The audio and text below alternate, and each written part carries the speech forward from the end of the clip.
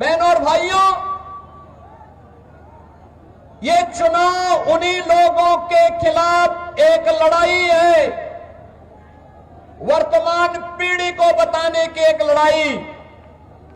कि पिछले 20 वर्ष में एनडीए की नीतीश कुमार जी के नेतृत्व की सरकार ने प्रधानमंत्री मोदी जी के मार्गदर्शन में जो उपलब्धियां हासिल की है, नया बिहार है, जो बिहार अपने गौरवशाली अतीत के लिए जाना जाता है, उसी गौरवशाली अतीत के साथ बिहार को, वर्तमान बिहार को जोड़ने की इस यात्रा जो 2005 के पहले धूमिल हो चुकी थी, पहचान के संकट के दौर से गुजर रही थी, उसी बिहार को पुनः उसकी प्रतिष्ठा दिलाने के लिए डबल इंजन की सरकार वर्तमान में कार्य कर रही है। बहनों और भाइयों, मुझे आश्चर्य हुआ जब मैं रघुनाथपुर में आया और रघुनाथपुर में आकर के मैंने देखा कि आरजेडी ने यहां से जो प्रत्याशी दिया है वो अपनी खानदानी आपराधिक पृष्ठभूमि के लिए इस पूरे क्षेत्र नहीं, देश और दुनिया में कुख्यात रहा है। नाम भी देखो ना, जैसा नाम वैसा काम, जैसा नाम वैसा काम। और बहनों और भाइयों, इसीलिए तो मैं कहता हूं, हमने यूपी के अंदर एक बात कही कि भाई देखो, अपराध और अपराधियों के प्रति जीरो टॉलरेंस, और जीरो टॉलरेंस के तहत आज आप देख रहे होंगे आरजेडी और उनके लोग आज भी अयोध्या में श्री राम जन्मभूमि पर भगवान राम के मंदिर का विरोध कर रहे हैं। सीतामढ़ी और उसके आसपास के क्षेत्र में मां जानकी के भव्य मंदिर के निर्माण और कॉरिडोर के विकास के लिए किए जाने वाले कार्य का विरोध कर रहे हैं। ये आरजेडी के लोगों को बताना चाहिए, अयोध्या में श्री राम जन्मभूमि पर भव्य राम मंदिर का निर्माण होने के पहले उत्तर प्रदेश की डबल इंजन की सरकार ने प्रधानमंत्री मोदी जी के नेतृत्व में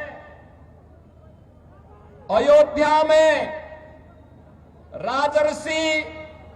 दशरथ जी के नाम पर मेडिकल कॉलेज का निर्माण पहले किया, महर्षि वाल्मीकि के नाम पर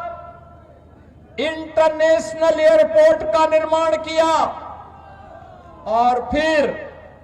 500 वर्षों के कलंक को मिटाते हुए भगवान राम के भव्य मंदिर के निर्माण का मार्ग भी प्रशस्त किया।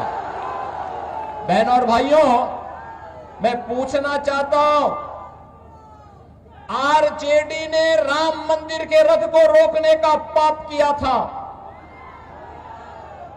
आरजेडी ने पाप किया था। कांग्रेस कहती थी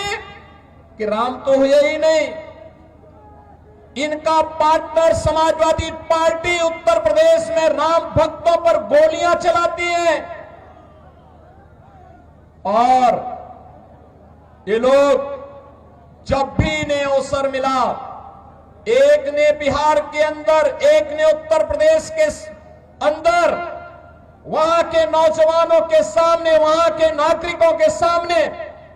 पहचान का संकट खड़ा किया। लेकिन बहनों और भाइयों,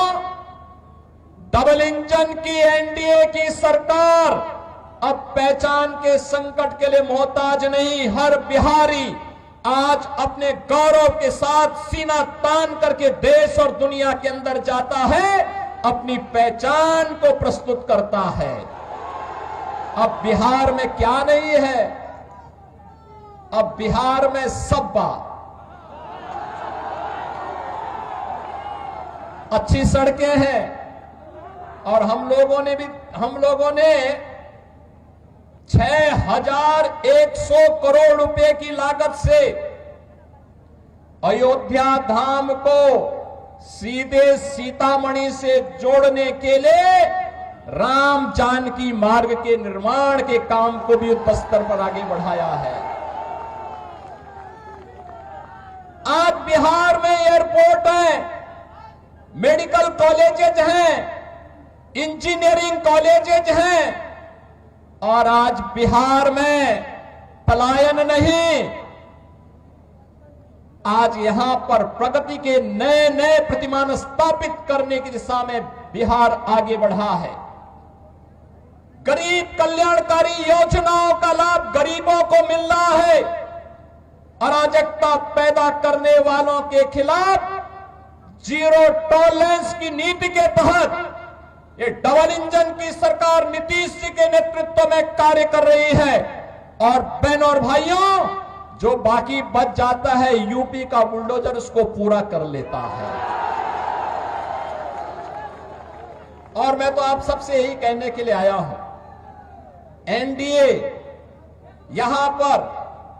सभी नेताओं ने प्रधानमंत्री मोदी जी के नेतृत्व में, उनके मार्गदर्शन में, नीतीश जी के नेतृत्व में यहां पे हमारे जितने भी अन्य सहयोगी दल हैं, लोक जनशक्ति पार्टी है, चिदम्बरम मांझी जी की पार्टी हम हैं, इन सभी ने मिलकर के तय किया है कि बिहार को अब जंगल राज की ओर नहीं जाने देना है, बल्कि बिहार के अंदर कर्पूरी ठाकुर, बाबू जगजीवन राम, डॉक्टर राजेंद्र प्रसाद जी और जयप्रकाश जी की विरासत को आगे बढ़ाते हुए एक जन राज के रूप में बिहार को आगे बढ़ा करके यहां की एक एक व्यक्ति की आवाज को सरकार तक पहुंचाने की सरकार फिर से यहां पर बनानी है। और एनडीए इस बीच से एक बार फिर से अपने मुद्दों के साथ, विरासत और विकास के इन मुद्दों के साथ आपके सामने है। बहनों और भाइयों, सीवान में वह जंगल राज फिर से मत आने दीजिए। आपने देखा होगा कैसे चांद बाबू के पुत्र के ऊपर इसी सीवान में एसिड उड़ेलने का काम हुआ था। ये वही बिहार है। ये अपराधी फिर से जीवित न होने पाए। ये कांग्रेस को, आरजेडी और समाजवादी पार्टी जैसे दलों को शोभा दे सकता है कि वे किसी पेशेवर अपराधी और माफिया को गले लगा करके किसी बाबर और किसी औरंगजेब की मजार में जाकर के सजदा पड़े, लेकिन यहां किसी सच्चे भारतीय को शोभा नहीं देता है। ये नहीं देता है। हम लोग तो उसी मार्ग के पथिक हैं जो गर्व से इस बारे में बोलता है कि रामलला हम आएंगे, मंदिर वही बनाएंगे और बना करके दिखा भी देते हैं।